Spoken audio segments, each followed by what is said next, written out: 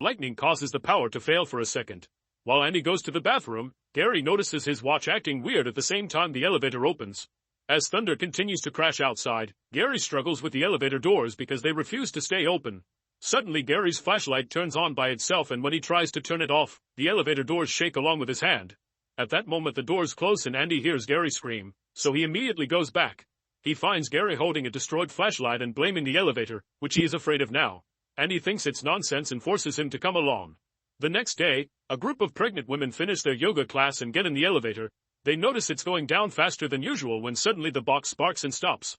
The guards hear the alarm and point out it's the third time this week that this happens, but they never find anything wrong with the elevator. In just a second the alarm shuts down and the guards assume the elevator is working again, so they don't call maintenance. However, the elevator is still stuck, and when the women try to press the emergency buttons or use the emergency phone, nothing happens. Their own phones have no signal either, so the women have to wait. Eventually the guards get a call from another tenant saying the elevator isn't working, which surprises them because the lights on their computer are fine. In the elevator, the women are starting to lose their patience because it's getting too hot and hard to breathe. When maintenance finally arrives, the guards cut the power so the technicians can force the door open, but not even the key works. Meanwhile, the women activate a very loud alarm by accident and at least 2 of them start having contractions. In just a few minutes, all the women are feeling the contractions and one of them even starts giving birth. The maintenance team announces the doors are stuck, so a guard arrives with an axe, desperate to help because one of the women is his wife. A technician thinks it's too dangerous and tries to stop him, so they end up fighting on the floor. At that moment the elevator starts going down really fast even though the power is still out. When the elevator makes it to the lobby, the guards run to open it and are shocked to find actual babies inside. Meanwhile, technicians Jeff and Mark stop at a diner to have breakfast and Mark calls out a rude man from mistreating the waitress. The man responds by punching Mark, throwing him at a table before leaving.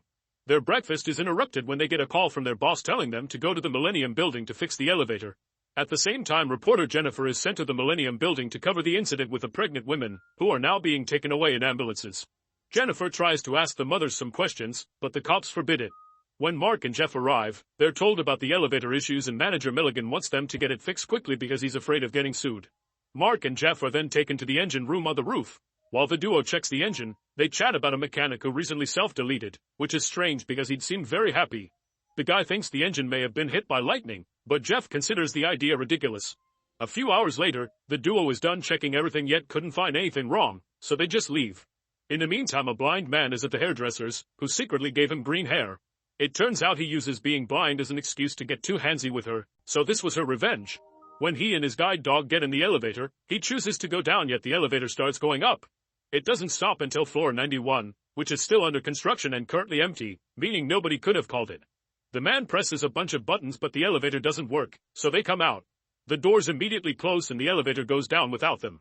The man calls for another elevator, which causes the dog to growl. The elevator goes up at great speed and when the screen announces floor 91 the doors open, but there's no box. The dog barks to warn his owner, who takes a step anyway and falls. He manages to hold on to the edge and the dog tries to pull him out, but the weight is too much and they both end up falling into the shaft. Later at night on floor 44, Andy and Gary are stealing some whiskey when they get a call from the security camera guys. They explain an elevator is quickly going up but there isn't supposed to be anybody in the building at this hour. Eventually the elevator stops and the doors open, but nobody comes out. Gary and Andy try to check on it, but Gary accidentally bumps against the statue and the noise causes the elevator to close the doors and leave. The duo runs downstairs and finds the elevator open again on floor 40, but it closes as soon as they come closer. The little screen announces it's going back to floor 44, yet when Gary's flashlight starts malfunctioning, the doors open even though there is no box behind them. Andy takes a look inside and finds the dead guide dog hanging on a metal beam.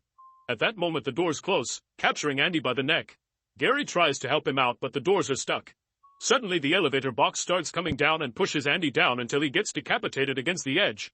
The next day the Millennium Building closes all the elevators down, which leaves hundreds of tourists stranded outside. The press isn't allowed inside and the cops refuse to share any information. Milligan has a meeting with the assigned detective, who explains they've checked the security cameras but they can't find any intruders in the building. Mark and Jeff are called to check on the elevators again, but Mark is going through a hangover and runs to the bathroom to throw up. Suddenly he's found by Jennifer, who is pretending to be a cleaning lady but Mark can tell she's a reporter. She takes a picture of him and asks him questions, but Mark refuses to answer. When he leaves the bathroom, Jennifer tries to follow him, only for the guards to kick her out. Afterward, Mark and Jeff report to Milligan, telling him they didn't find anything. With the detective's support, Milligan announces they'll open the elevators again. The next day when Mark goes to work, all his friends mock him because of something on the news. A confused Mark is called to his boss's office, who is furious because the newspaper has printed Mark's picture with a clickbait title. Jennifer quoted a sarcastic comment Mark made about elevators, and now the police considers him a suspect too. Mark is also shocked to learn he's been assigned a new partner. When he looks out the window, he sees Jeff arguing with a scientist called Gunther.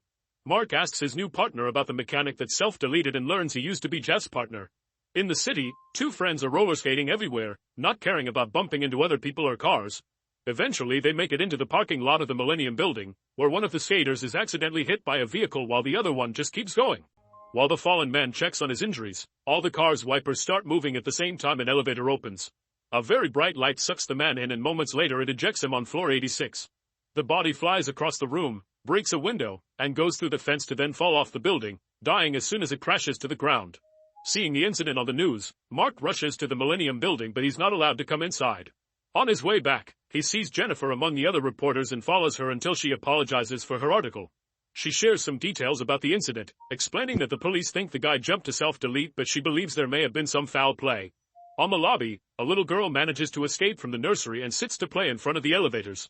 Suddenly an elevator door opens, and when the girl approaches it, it closes and a different elevator opens next. This goes on for a while, and the girl has lots of fun running from one door to the other. When the elevator in the middle finally opens as well, the box goes up a few inches to leave a gap under it, and the girl looks inside. At that moment, the nursery teacher and Milligan hear her scream, so they run to the lobby to check. Thankfully the girl is fine, but her doll has been destroyed. When Milligan looks at the elevator, he finds a doll arm stuck in the door. The night Mark is studying the elevator blueprints at home when he hears a noise outside and notices a shadow behind the door. He grabs a bat and opens the door only to find Jennifer, who has brought a video for him to watch. It's a security recording showing the whole incident with the roller skater, and Mark thinks this proves the guy self-deleted. However, Jennifer rewinds the tape to show in the timestamps. The elevator only took 2 seconds to go from the parking lot to floor 86, which should be impossible. Mark finally agrees something fishy is going on and brings Jennifer along to visit Jeff, who hasn't been answering his phone. Jennifer asks him to watch the tape, only for Jeff to freak out and yell at them before leaving in the van. This isn't usual behavior, and when Jeff's wife comes out of the house, she confirms Jeff hasn't been himself lately. Jennifer and Mark leave and decide to have dinner together, during which Jennifer admits she thinks the elevator is haunted.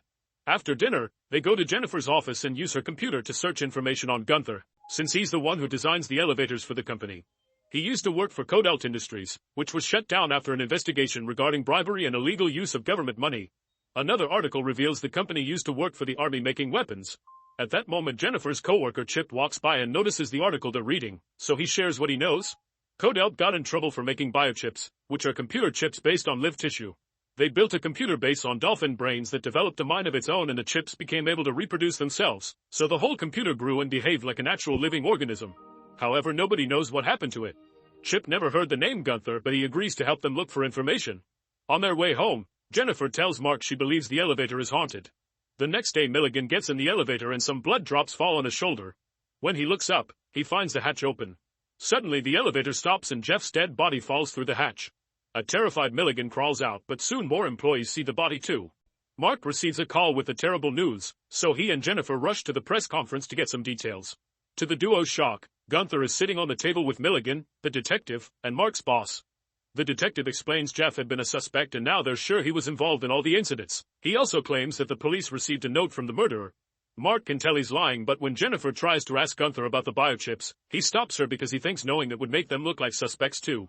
The duo leaves the building and Mark theorizes that the police are helping Milligan covering it all up. He also tells Jennifer about Jeff's previous partner, saying he's starting to think the self-deletion story had been a lie too. They go to Jeff's house to look for clues, but the police has already taken everything. Jeff's wife points out that he died the same way as his partner, which confirms the self-deletion story was a lie.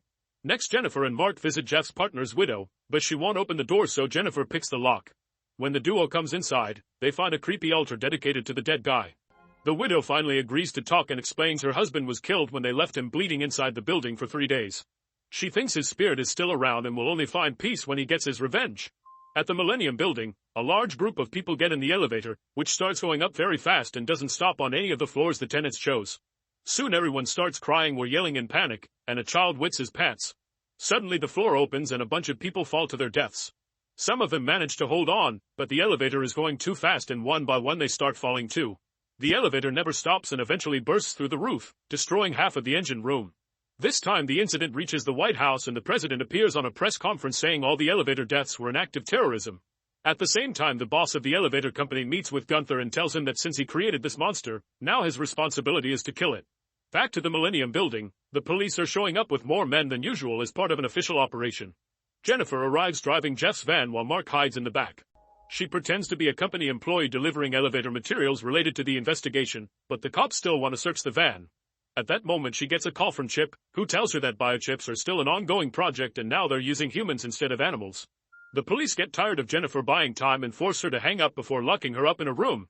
Meanwhile, Mark gets out of the van without being seen and enters the building by hiding underneath a police truck.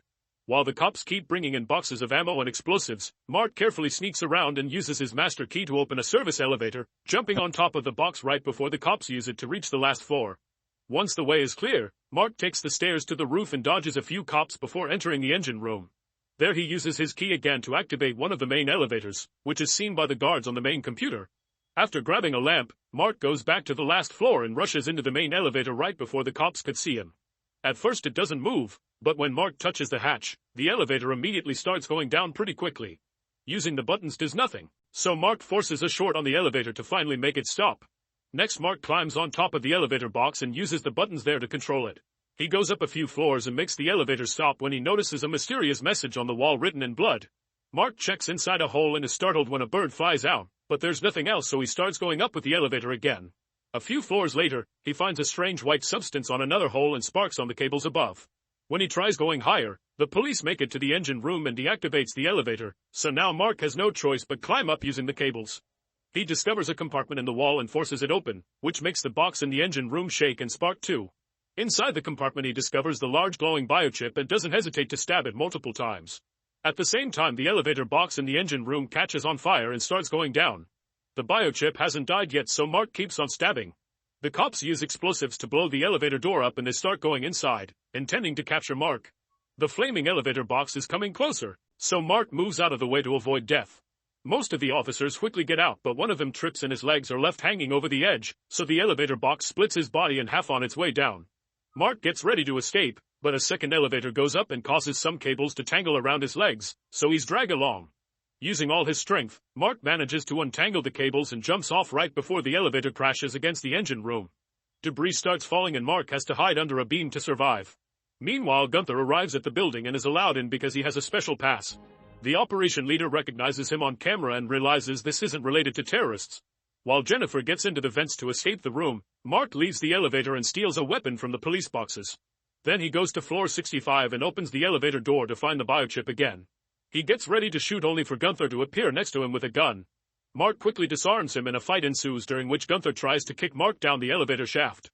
Gunther almost wins the fight, but it's interrupted by Jennifer, who grabs the gun and forces Gunther to surrender. Mark uses the chance to grab the cop's weapon again, but Gunther blocks the door to protect his precious creation. At that moment the cops arrive and Gunther uses the distraction to capture Jennifer as a hostage. She bites his hand to free himself, and as soon as Gunther is alone, the elevator cables start moving like tentacles to grab him and drag him to his death. Mark's leg ends up tangled in the process, so Jennifer throws him the weapon and he uses it to finally destroy the biochip. The explosion sends Mark back into the court.